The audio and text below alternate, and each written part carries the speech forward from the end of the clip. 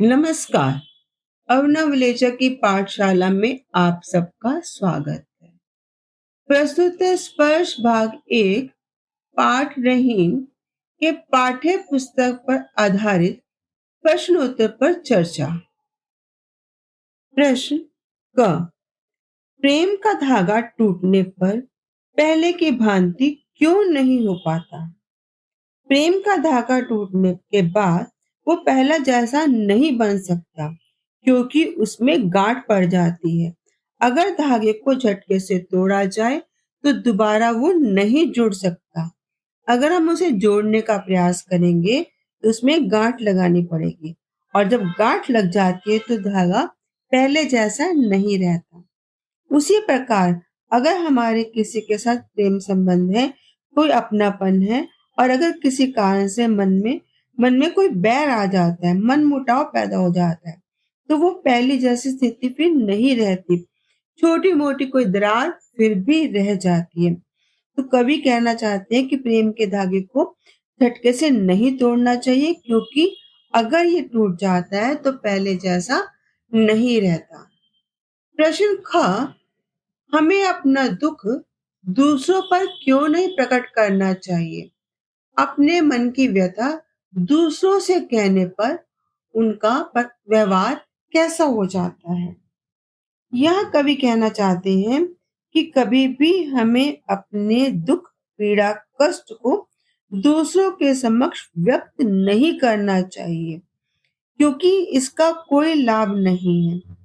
जब भी कभी हम अपना दुख किसी के और के सामने प्रकट करते हैं, वो हमारा दुख बांटता नहीं, अपितु उन दुखों को सुनकर उनका बाद में मजाक उड़ाता है। तो दूसरों को अपने दुख कहने से हमारे मन की पीड़ा कम नहीं होती है, हमारी व्यथा दूसरे के मजाक का केंद्र बन जाती है। तो कभी भी अपने मन के भाव, दुख, पीड़ा किसी के सामने व्यक्त नहीं करने चाहिए, क्योंकि सुनने वाले सदा उसका मजाक उड़ाते हैं। प्रश्न ग, रहीम ने सागर की अपेक्षा पंक जल को धन्य क्यों कहा है? पंक या जल यानी कीचड़ का पानी। कवि ने ऐसा क्यों कहा है कि सागर की अपेक्षा पंक जल श्रेष्ठ है? रहीम कवि यह कहना चाहते हैं कि सागर का जो जल है वो पीने योग्य नहीं होता। हालांकि सागर के पास अथाह जल भंडार है, लेकिन वो जल किसी प्यासे की प्यास नहीं बुझा सकता। इसकी अपेक्षा जो पंक है, कीचड़ है, चाहे उसका जल गंदा ही क्यों ना है, लेकिन तो भी वो धन्य है। क्यों? क्योंकि वो छोटे जीव जंतुओं की प्यास बुझाने में सक्षम होता है। उसका जल उन लोगों के लिए, उन जीवों के लिए उपयोगी बन जाता है, जबकि सागर का जल उपयोगी नहीं है, पीने योग्य नहीं है, किसी की प्यास नहीं बुझा सकता। जबकि पंक जल, कीचड़ का जल जो है वो जीव जंतुओं की, छोटे जीवों की प्यास बुझाने में सक्षम रहता है, इसलिए वो जल श्रेष्ठ माना गया है। अगला प्रश्न है घ, एक को साधने से सब कैसे सध जाता है? कवि यह कहना चाहते हैं एक को साधने पर, एक की साधना, उपासना, वंदना करने पर सभी की वंदना, उपासना कैसे हो जाती है? कवि ये मानते हैं ईश्वर एक ही है। अगर हम एक ईश्वर की आराधना करते हैं तो सभी देवी देवता उसमें समाये हुए हैं। अपनी बात की पुष्टि के लिए उन्होंने एक उदाहरण दिया है पेड़ का। अगर हम पेड़ की जड़ को, मूल को सींच देते हैं तो सभी पत्ते, फूल सब तृप्त हो जाते हैं, सब तक जल पहुंच जाता है, सभी फलते फूलते हैं। हमें अलग अलग पत्तों को, फलों को नहीं सींचना पड़ता है। जब हम एक मूल को सींच लेते हैं तो सब सींचे में मान लिए जाते हैं, उनको तृप्ति मिल जाती है, उन तक जल पहुंच जाता है। इसी प्रकार अगर हम एक ईश्वर की पूजा करते हैं, उपासना करते हैं, तो सभी देवी देवताओं की उपासना उसमें समा जाती है। हमें मूल ईश्वर की ही उपासना करनी चाहिए।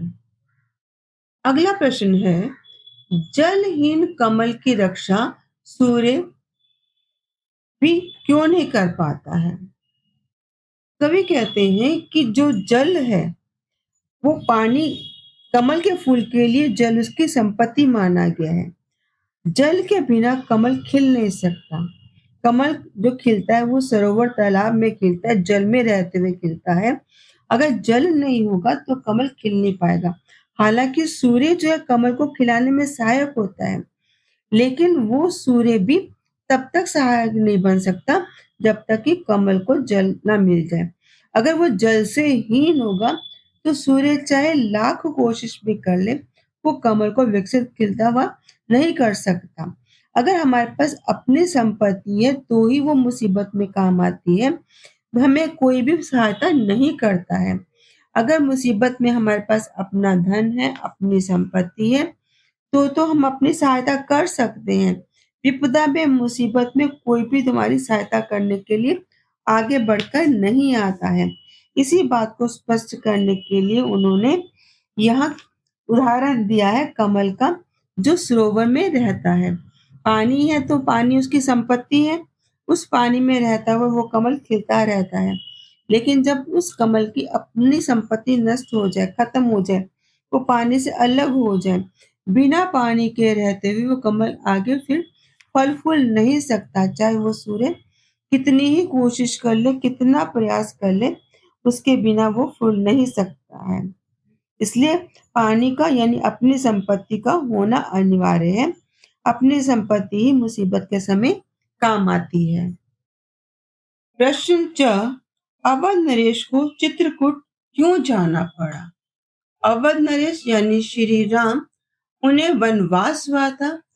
राजा दशरथ के द्वारा दिए गए वनवास के दौरान उन्होंने एक पवित्र स्थान को चुना जो ऋषि मुनियों की तपोभूमि थी, और वो जगह था चित्रकूट। उन्होंने इस स्थान को उपयुक्त माना था। ऐसा माना जाता है कि चित्रकूट में कन कन में राम समाये हुए हैं। विपत्ति पड़ने पर वो वहां गए थे।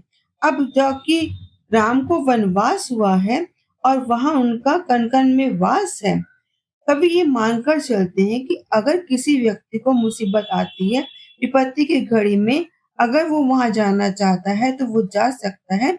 वहां जाने पर उसके सारे कष्ट, मुसीबतें दूर हो जाती हैं।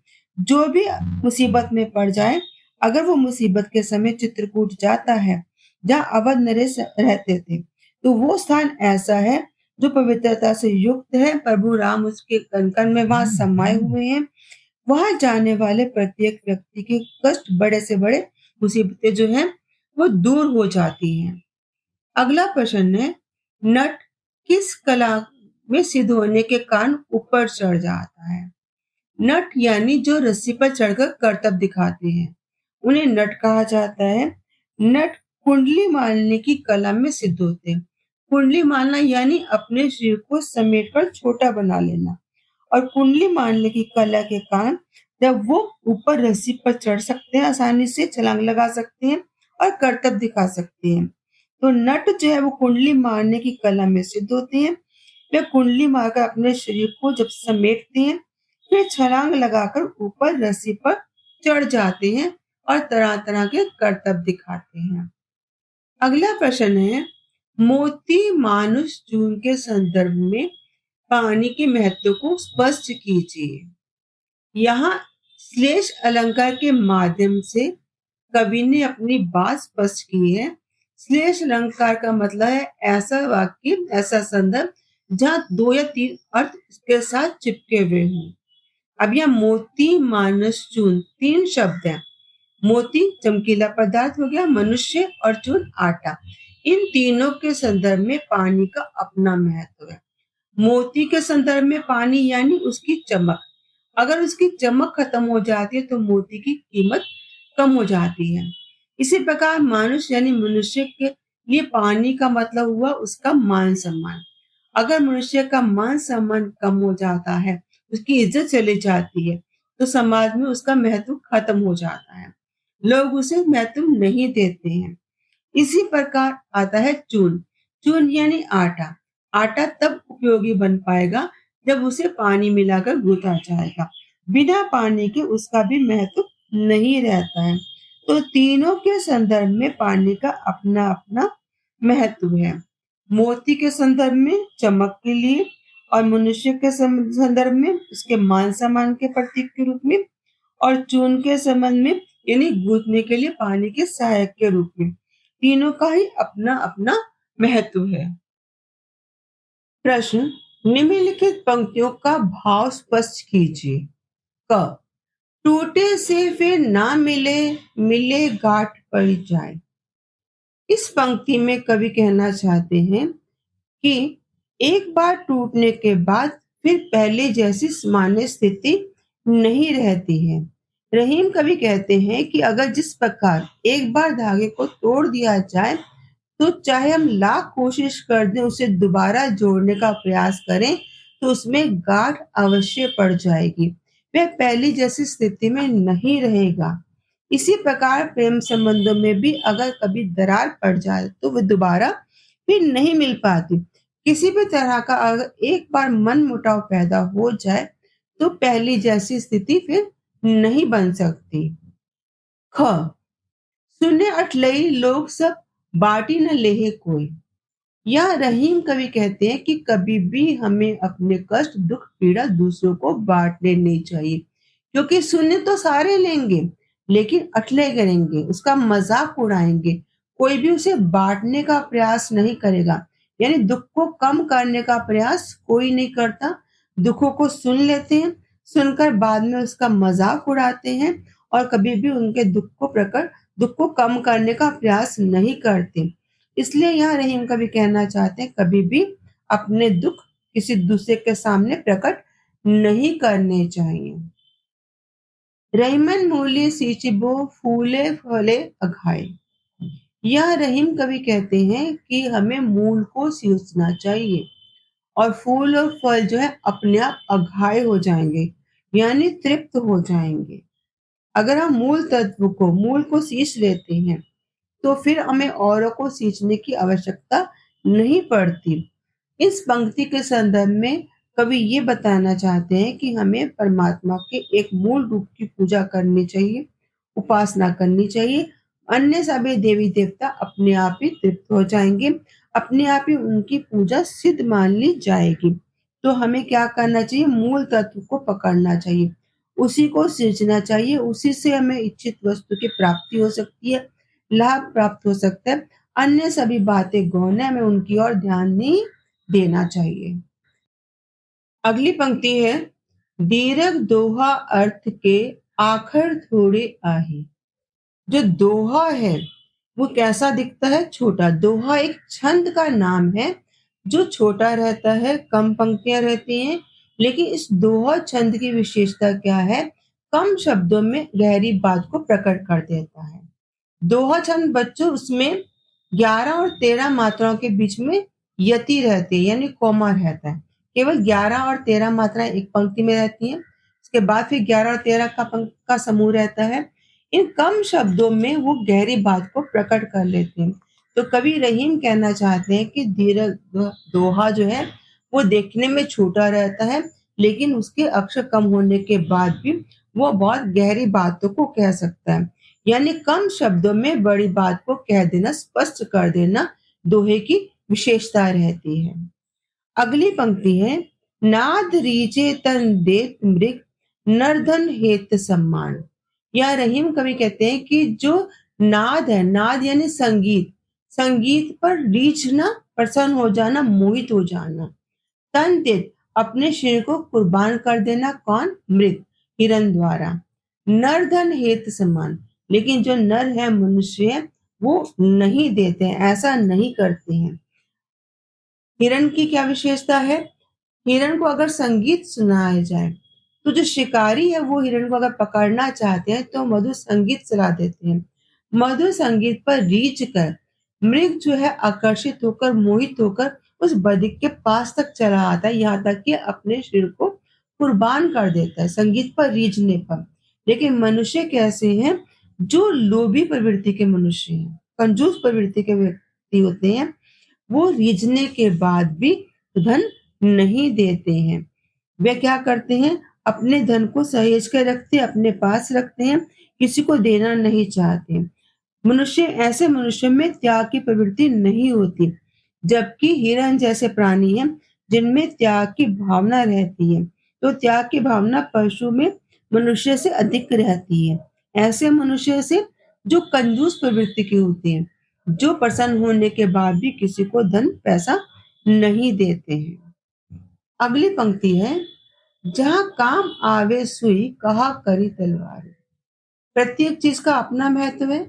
रहीम कवि कहते हैं कि जहाँ काम आवे सुई, जहाँ सुई काम आ सकती है, कहा करे तलवारी, तो क्या वहां तलवार काम आ सकती है? कदापि नहीं, कभी नहीं। छोटी वस्तुओं का भी अपना महत्व होता है।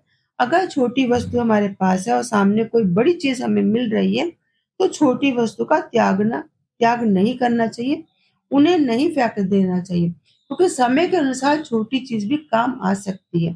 जैसे कपड़े सिलने का अगर काम हमें करना है, तो हम सुई की सहायता से काम कर सकते हैं, तलवार की सहायता से नहीं। तो छोटी चीजों का भी अपना काम है। अगली पंक्ति है, पानी गए न उबरे मोती मानस सून। अब इन पंक्तियों में कवि ने श्लेष अलंकार के माध्यम से अपनी बात स्पष्ट की है। यहाँ मोती मानस सून तीन चीजों के लिए एक ही शब्द का प्रयोग किया, पानी गए न उबरे। तो यहाँ श्लेष यानी अर्थ चिपका हुआ है यहाँ पर। मोती के संदर्भ में उसकी चमक, मनुष्य के संदर्भ में उसका मान सम्मान, और चून के संबंध में आग गूंदने के लिए पानी। तो तीनों के लिए पानी का होना अनिवार्य है। तीनों का अगर पानी चला जाए तो तीनों की उपयोगिता खत्म हो जाती है। तीनों के लिए पानी अत्यंत महत्वपूर्ण है।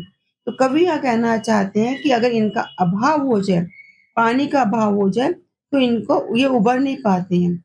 मोती के संदर्भ में उसकी चमक, मनुष्य के संदर्भ में उसका मान सम्मान, और आटे चून के संदर्भ में उसको गूंथने के लिए पानी की आवश्यकता। तो प्रत्येक का अपना ही महत्व है। इस वीडियो को अंत तक देखने के लिए धन्यवाद। अगर आपको ये जानकारी उपयोगी लगी हो तो कमेंट में जरूर बताएं। हमारे चैनल को सब्सक्राइब करना ना भूलें।